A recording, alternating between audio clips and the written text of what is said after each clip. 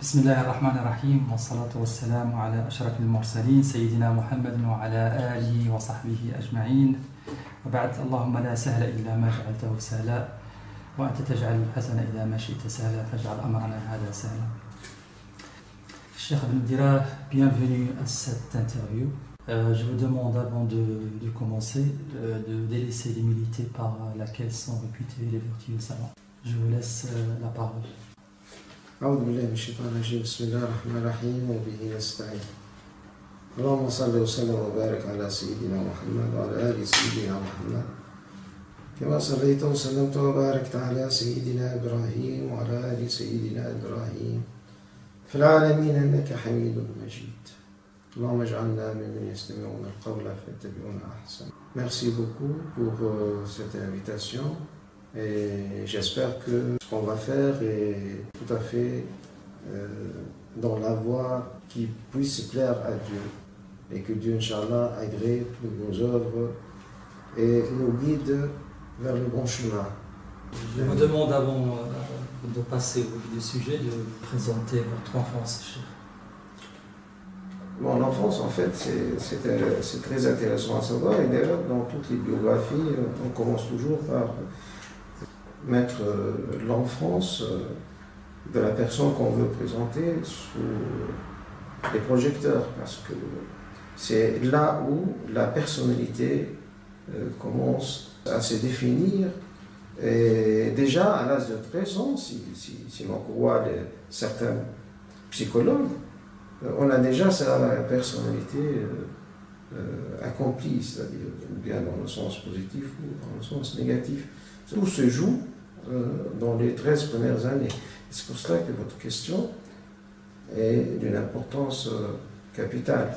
Alors, heureusement, c'était la bienveillance divine que j'étais né dans une famille déjà religieuse. C'est-à-dire, à mon époque, bien sûr, nous étions tous une société attachée à la religion, mais les familles n'étaient pas toutes dites ou connues comme avoir une connaissance de la religion. Alors, il se fait que je suis né dans une famille de ce côté-là plutôt privilégiée, puisque mon arrière-grand-père, le grand-père de mon père en fait, était un soufi pratiquant. C'était pas un visiteur de la soufia, mais c'était un soufi qui pratiquait ça et qui avait un poste, comme on dit, dans la confrérie à laquelle il appartenait.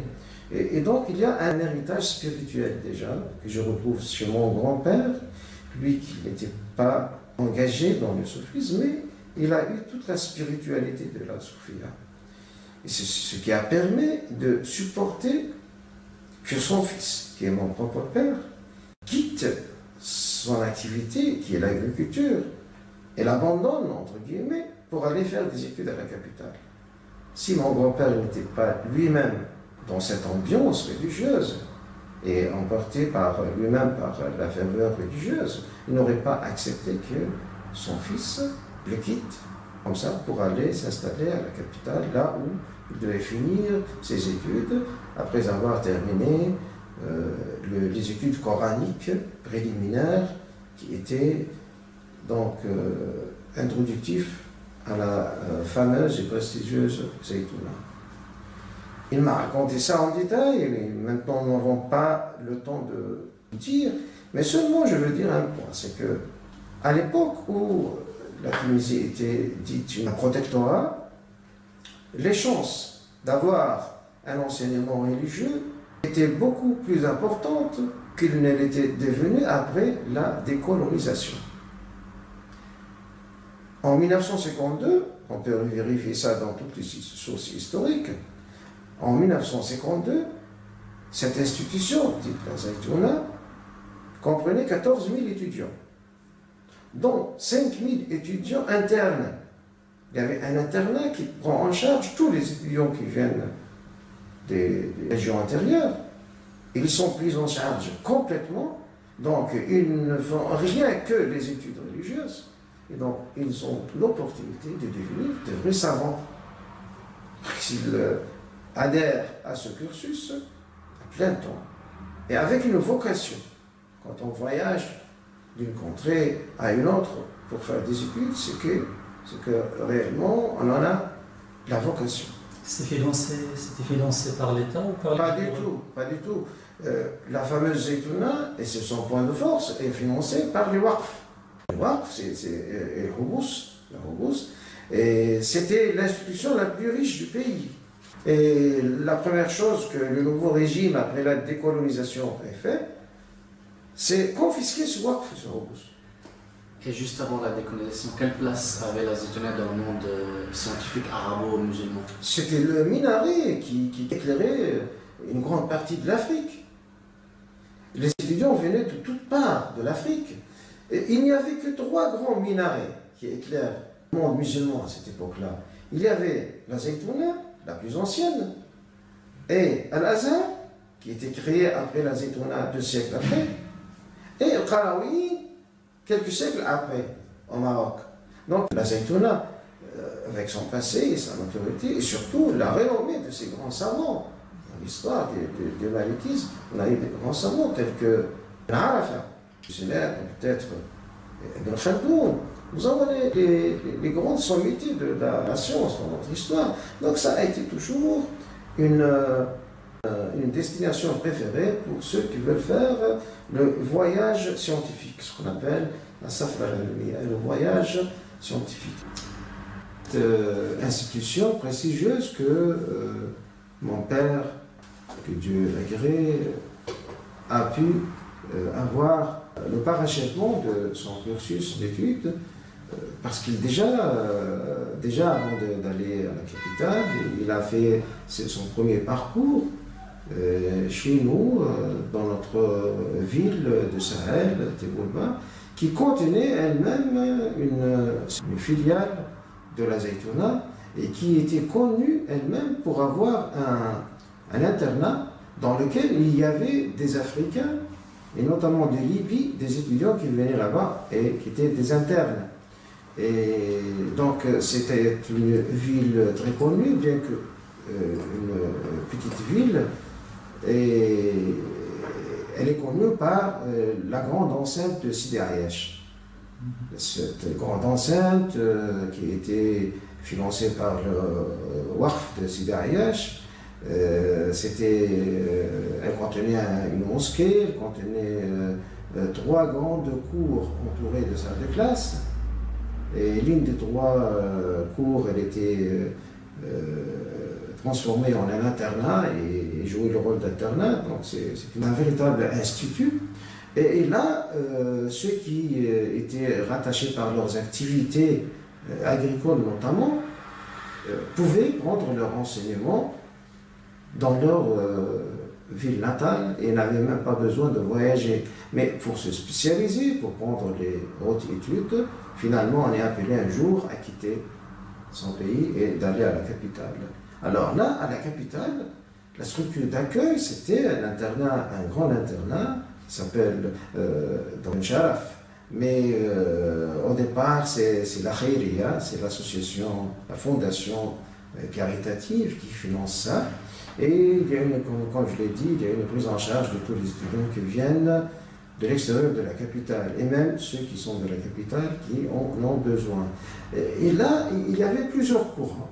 Alors mon père, quand il a fait ce voyage, c'était à l'époque de la Deuxième Guerre mondiale, un peu après la Deuxième Guerre mondiale, et c'était là la grande polémique à propos de la rénovation et de la modernisation.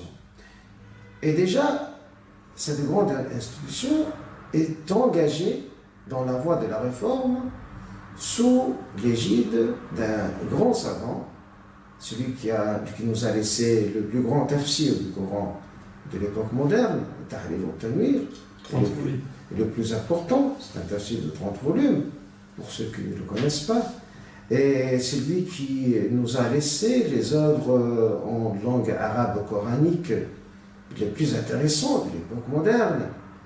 Je ne vais pas parler en détail du grand Cheikh Tahar ibn Ashur, Mohamed Tahar ibn Ashur, J'en ai parlé à l'occasion de l'introduction du séminaire du Tafsir. Ceux qui sont intéressés pourront réécouter les 2 séances que j'ai faites pour ça.